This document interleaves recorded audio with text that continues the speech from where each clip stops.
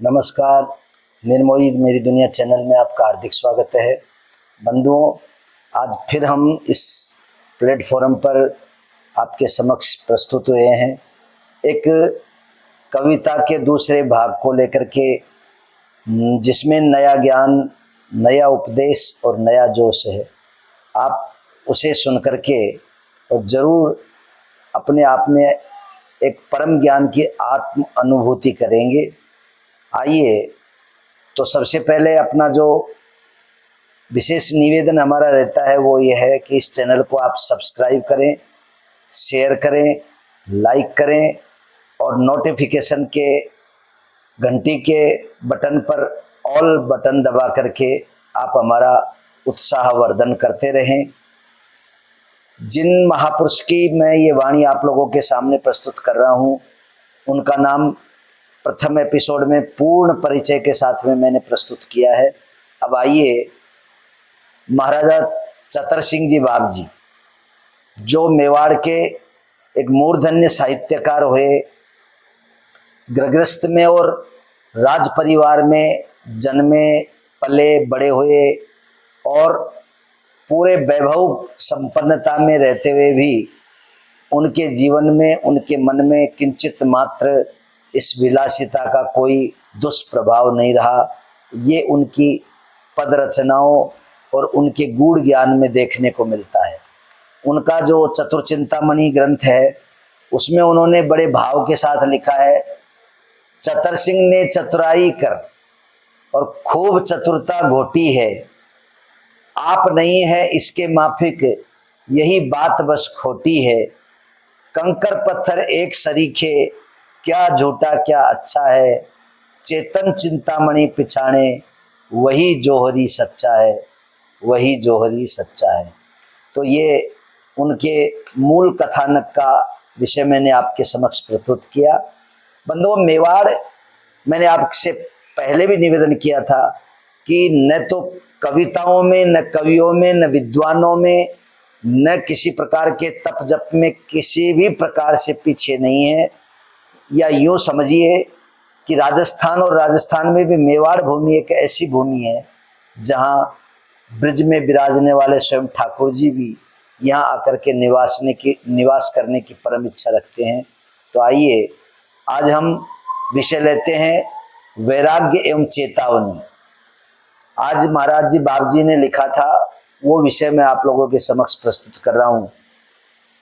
मेरो मेरो करत है तेरो कहा विचार, तनहु लेरो ना करे, होत छनक में छार।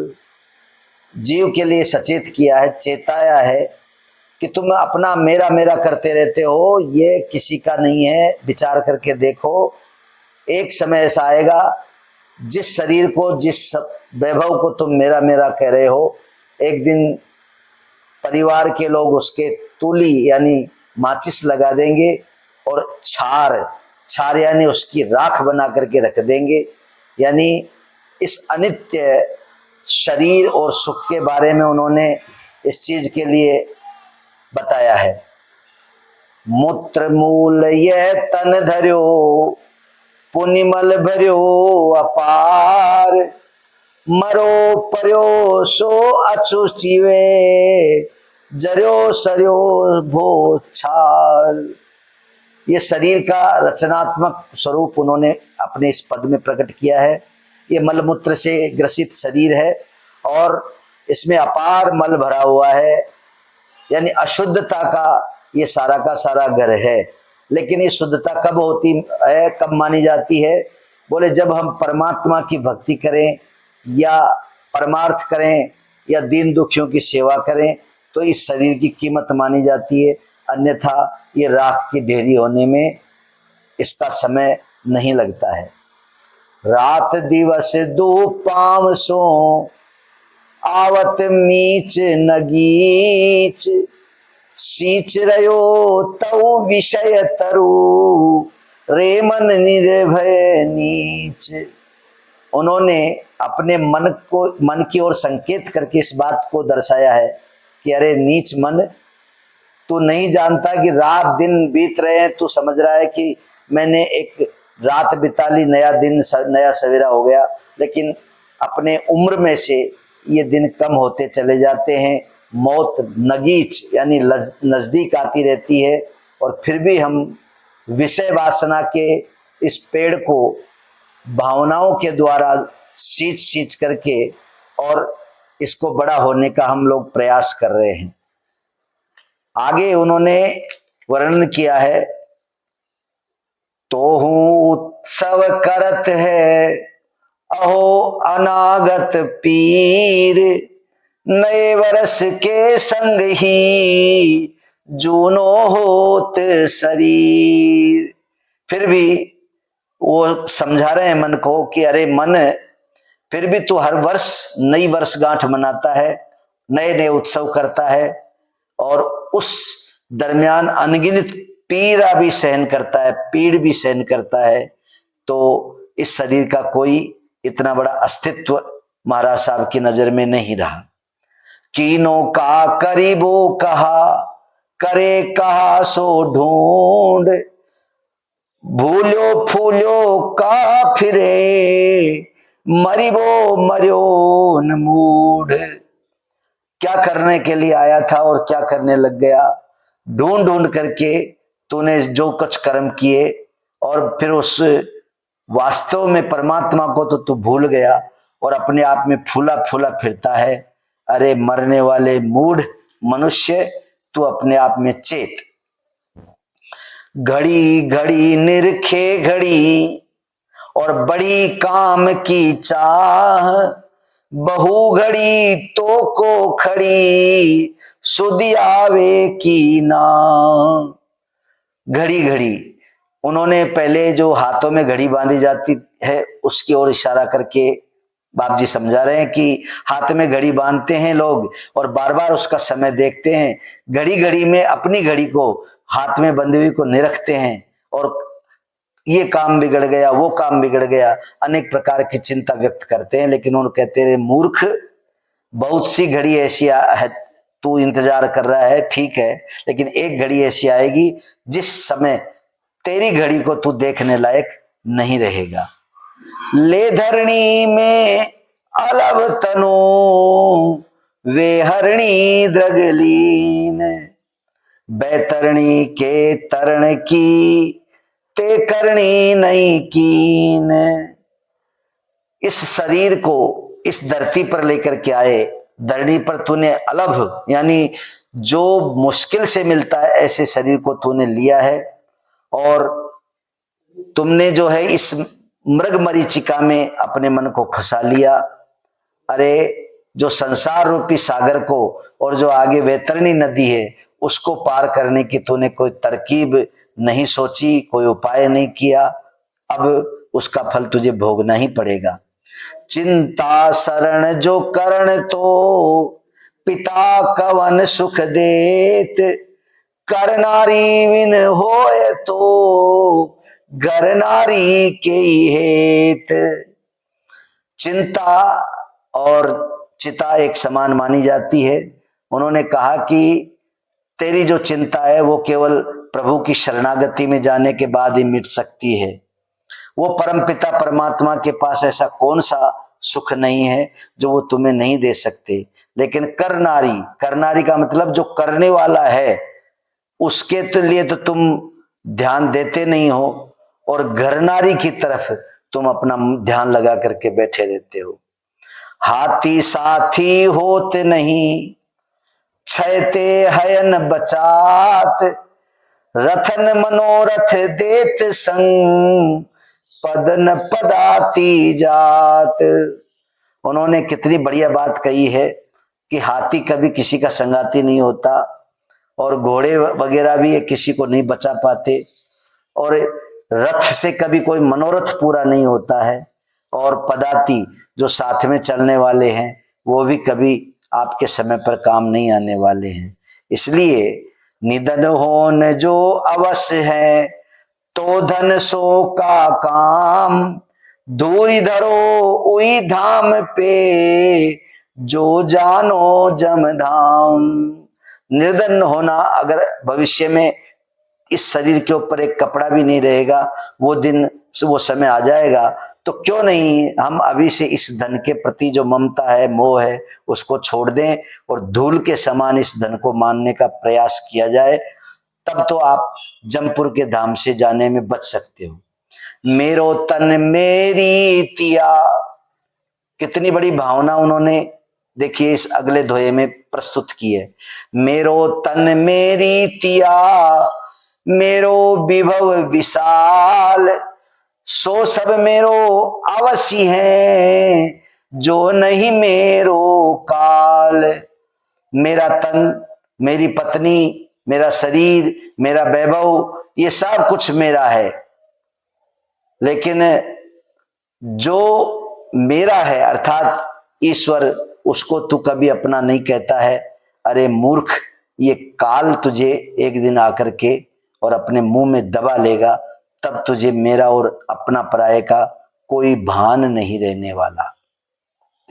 कहा पूत तब काम के, जब जकरे जम दूत, सो विभूति का करी हो जो, आप ही होती विभूति। उन्होंने कितना बढ़िया व्यंग किया है कि वो पूत किस काम के हैं। जब जम के दूत आवे और वो पूत खड़े खड़े तमाशा देखते रहें और हमारी दुर्दशा को देखते रहें, तो ऐसे पूत से क्या काम है।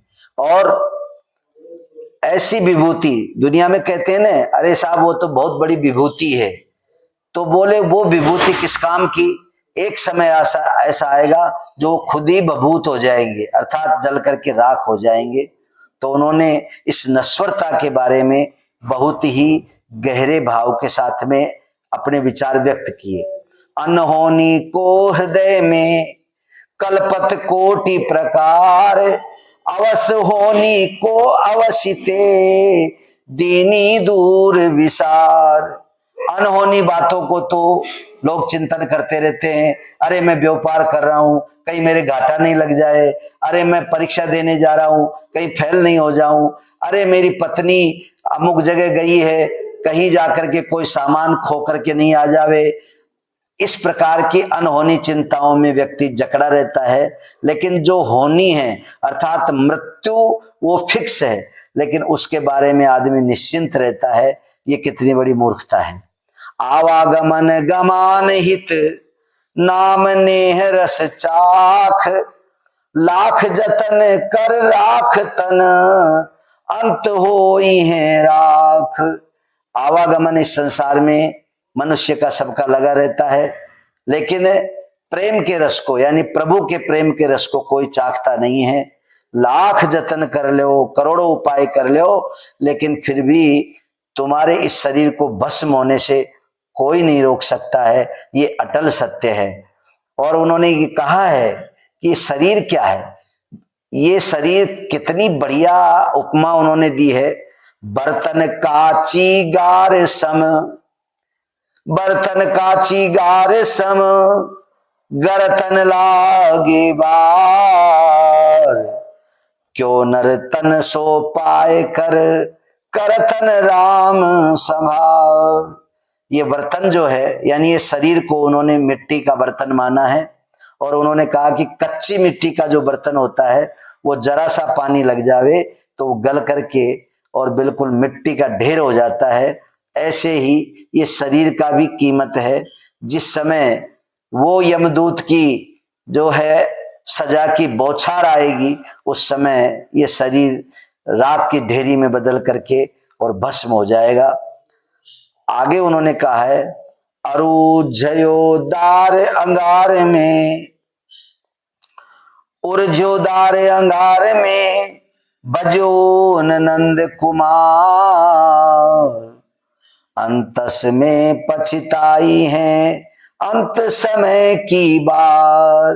बंधुओं, कितनी बढ़िया बात कही है कि आदमी इस संसार के भंडार में अगार उसमें उलझ जाता है और भगवान कृष्ण को नहीं बचता है, वो निश्चित रूप से अंत समय में पछताएगा। ये बात उन्होंने बड़े जिम्मेदारी के साथ में कही है।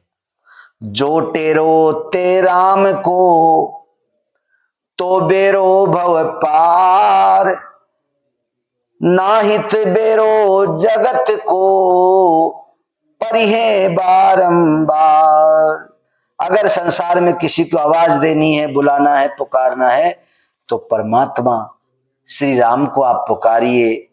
और अगर उनको आप पुकार नहीं पाते हैं तो इस संसार भव का बेड़ा वही बन सकते हैं, वही बना सकते हैं, नहीं तो ये संसार सागर पार नहीं होगा और बार बार इस संसार में आपको आना पड़ेगा। और ये बात हमारे आद्य जगत गुरु शंकराचार्य जी ने भी कही है कि पुनरपि जननम पुनरपि मरणम पुनरपि जननी जठरे शयनम। तो ये बात हमारे बाप जी चतर सिंह जी ने भी अपने सरल शब्दावली में व्यक्त की है। सगरो जग स्वार्थ अवसी अपनो एक हूं हैन, पारथ सारथ छाड़ी इक आरवी टारी सकेन। सारा संसार हमसे अगर प्रेम करता है तो मात्र स्वार्थ के वशीभूत होकर। स्वार्थ जिस दिन हट जाएगा उस दिन हमारे प्रति अपने जिनको हम समझते हैं उनका प्रेम भी एक दिन हमसे छूट करके चला जाएगा। ये निश्चित उन्होंने गारंटी से कहा है कि कोई भी अपना नहीं है। भगवान कृष्ण भी अर्जुन के सारथी बने और एक दिन वो भी उनको छोड़ करके चले गए, लेकिन विपत्ति को उन्होंने टाला। ऐसे ही हमें अपने जीवन में अपना बनाना है तो मात्र कृष्ण कन्हैया को बनावें ताकि आपके जीवन की विपत्ति दूर हो सके। अरे मंद मत परी है तू लखी भव फंद अनेक, द्वंद मिटावन हार तो श्री रघुनंदन एक। अरे मंदमती, तेरे इस संसार में बहुत से फंदे पड़े हुए हैं। और वो फंदे जानते हो क्या है? ये जितने भी रिश्ते होते हैं, ये जितना भी हमारा ब्लड रिलेशन है, रक्त संबंध है, वो सारे के सारे फंदे माने जाते हैं। वो हमारे जीवन का द्वंद अर्थात हमारे मन में जो एक दोहरा मापदंड रहता है उसको वो नहीं मिटा सकते। उसको तो मिटा सकते हैं तो केवल एक ही विभूति मिटा सकती है और वो है रघुनंदन राघवेंद्र सरकार। फटे चाम के टोकरा और भरे विविध मल भार, मेला देखे तू कहाँ मेला देख विचार। कितना उन्होंने उत्प्रेक्षा की है। ये शरीर को फटा चमड़ा कहा है, 9 द्वार है ना, इसलिए इस शरीर को फटा चमड़ा कहा है। और इसमें अनेक प्रकार के मल भरे हुए हैं, उसका भी उन्होंने वर्णन किया। अब यहाँ कितनी बढ़िया बात कही है। लोग संसार का मेला, जगत का मेला देखने के लिए लालायित रहते हैं, तो यहाँ 2 भाव उन्होंने दिया है। मेला तो संसार के आदमियों की भीड़ को भी मेला कहते हैं, और जो पेट में मल भरा रहता है उसको भी मेला कहा जाता है। तो बाप जी चतर सिंह जी ने कहा कि संसार के मेले को तू क्या देखता है? तेरे अंदर जो मेला भरा हुआ है, जो गंदगी भरी हुई है, उसे तू देख करके विचार कर तो तेरा उद्धार हो जाएगा। और इतना कहने के बाद वो कहने लगे, एक दिवस मरी है अवश्य निज बस पर बस होए, कैसे तव आशा विवश दियो मनुष्य तन खोए। बड़े भाग मानुष्य तन पावा और सुर दुर्लभ सब ग्रंथनि गावा। कितना मुश्किल से मनुष्य शरीर मिलता है। इस बात को लेकर के चतर सिंह जी बाप जी कह रहे हैं कि एक दिन मरना अवश्य है भाई। अपने वशीभूत होकर के मरो चाहे परबस। अपने वशीभूत का संकेत है कि अपने मनोयोग को पूर्ण संपूर्ण क्रिया योग के द्वारा अपने मन को एकाग्र करके प्रभु के चरणों में स्थापित कर देना। ये तो होता है अपने वश में होकर के मरना। और परबस होकर के मरना यानी संसार के लिए रात दिन भौतिकवाद के लिए अपने शरीर को खपा देना, ये परबस मरना होता है। और आशा के वशीभूत ये जीवन में आदमी अपने जीवन को बिताता रहता है, आशा तृष्णा में लगा रहता है। तृष्णा न जीर्णा वयमेव जीर्णा। ये संसार में तृष्णा कभी पूरी होती नहीं है। हम लोग भले ही जीर्ण अर्थात बुढ़े हो जाते हैं, लेकिन ये तृष्णा और आशा कभी बुढ़ी नहीं होती है। और इसी उधेड़ बुन में मनुष्य का शरीर बचपन से लेकर के वृद्धावस्था तक में जाकर के और इस दुनिया से चला जाता है। तो कीमती शरीर को खोने के पहले उस परमात्मा को आप पहचानने का प्रयास करें, उससे प्रेम लगाने का प्रयास करें। या असार संसार में हरि को नाम विसार, सुकर नाम धराई के को शोधे अतिशार। अरे मूर्ख, इस संसार में सुअर जैसी वृत्ति को रखने के बाद तू अतिशार, एक बहुत कीमती जो वस्तु है उसको तू खोजने का प्रयास कर रहा है। सुअर कभी भी कीमती चीज को नहीं खोज पाता है, वो तो विष्ठा ही खोज पाता है। इसलिए अपने मन को तू बिल्कुल प्रभु के चरणों में लगाने का प्रयास कर, तो उनके चरण रज मिलेगी, तो वही चरण कमल के मोती तुझे प्राप्त होंगे। जनमत ही रोयो जहां, जनमत ही रोयो जहां, तहां कहां सुख लेस, दुख में सुख सोदे सकल, याते अधिक कलेस। आदमी जब जन्म लेता है, रो तो बाहर आयो, या तो जग ही रो तो पायो, सारा जन्म रो रो के गंवायो, और उसके बाद में फिर वो चला जाता है शमशान में। तो कहते हैं कि जहाँ रोने के साथ ही पैदाइश है, वहाँ सुख कैसे मिल सकता है? वहाँ सुख की आशा करना मूर्खता है। ये संसार दुखों का घर है और इसमें सुख खोजना ये भी मूर्खता है। या तो क्लेश ही क्लेश मिलेगा। यही झमेला पलक का फिर सहेला सूल, अरे अकेला आए के मेला में मत भूल। ये जमेला संसार का है मेरे भाई, और इस जमेले में किसी भी प्रकार के मित्रों की तू आशा मत कर।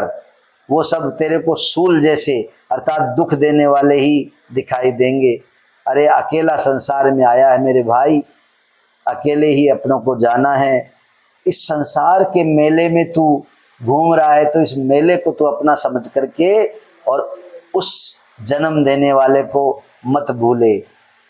व्रणित घृणित श्रोणित समी सनित और गंधित मलिन मलिन, राम राम अस चाम हित, काम करत नर दीन।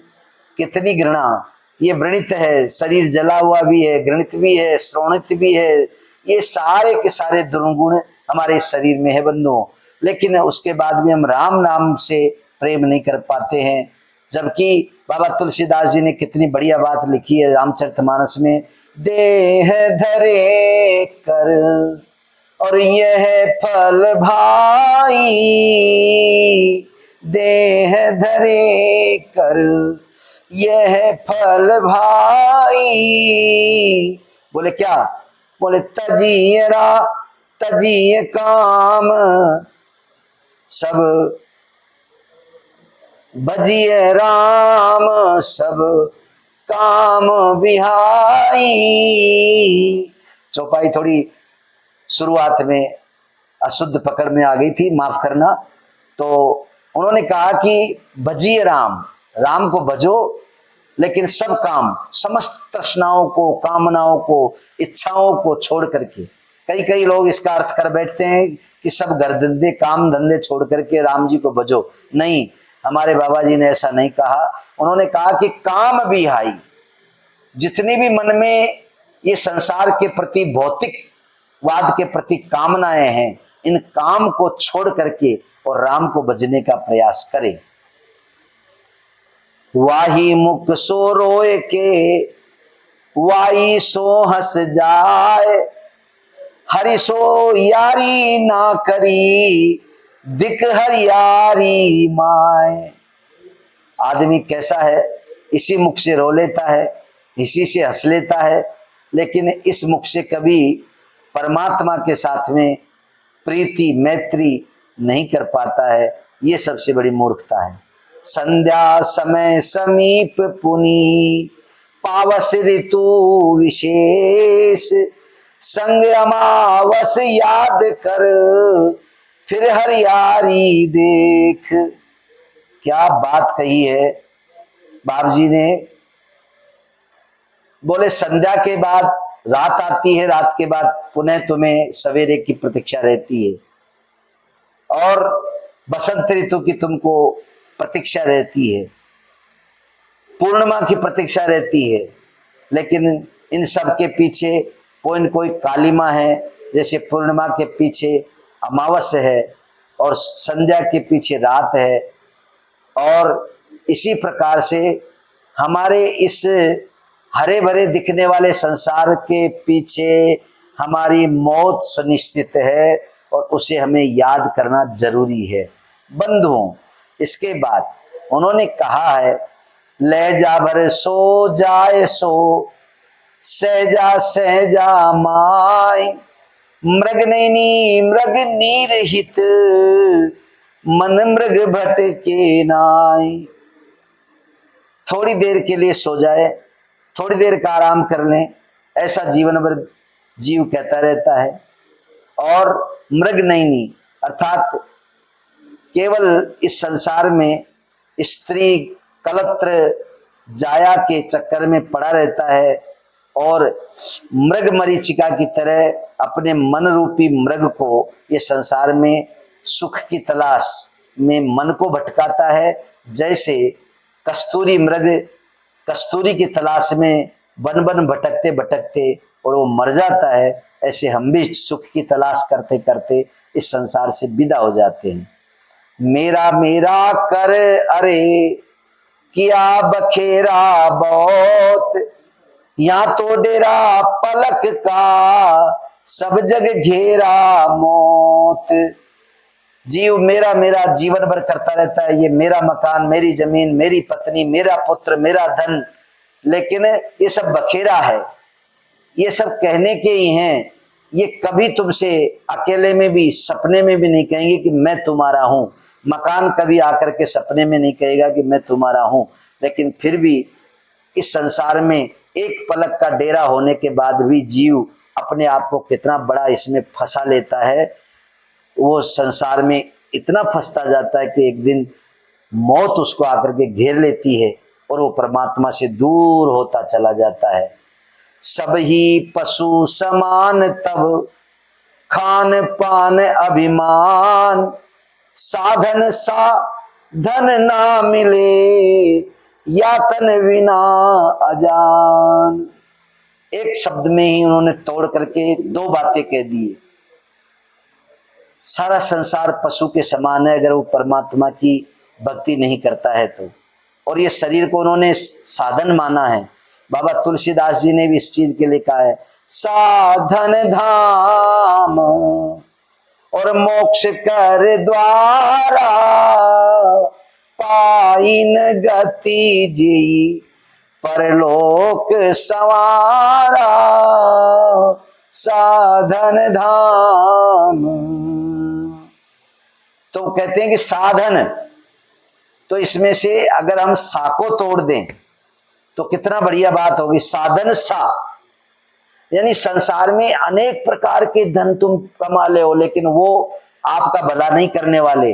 लेकिन इस शरीर रूपी जो धन तुमको मिला है परमात्मा की तरफ से, जो साधन का भी दायित्व निभा रहा है, ऐसा धन जो साधन भी है और धन भी है, ऐसे को लेकर के भी अगर तुम इस संसार में मुक्ति से अनजान बने रहोगे तो तुम्हारे बराबर कोई दुनिया में ढीठ नहीं है। बोलन माही विषाद बहु। बाप जी चतर सिंह जी कह रहे हैं कि मैं जो बातें कह रहा हूं वो बड़ी तीखी है, तुमको सुनने में बड़ी दर्द भरी और दुख देने वाली लगेगी, लेकिन इसमें सच्चाई है। बोलन माही विषाद बहु और समझन में ही स्वाद, भव की यादव दुसह है और यादव की कर याद। कितना बढ़िया उन्होंने कहा है बंधुओं।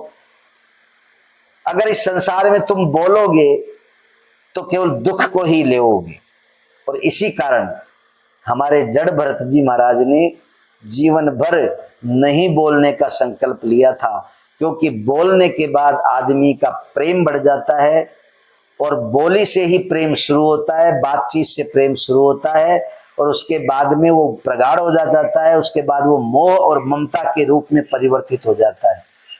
लेकिन इसी बात को कहते हैं कि हे मनुष्य, बोलने के बजाय समझना शुरू कर, क्योंकि समझने में जो स्वाद है वो और किसी चीज में नहीं है। आप भी जब कक्षा में पढ़ने जाते थे तो अध्यापक 40 मिनट एक पीरियड में बोलता था और आप सुनते थे, उसका प्रतिफल है कि आप एक विद्वान और पढ़े लिखे हो गए, क्योंकि आप सुनते थे, सुनना जानते थे।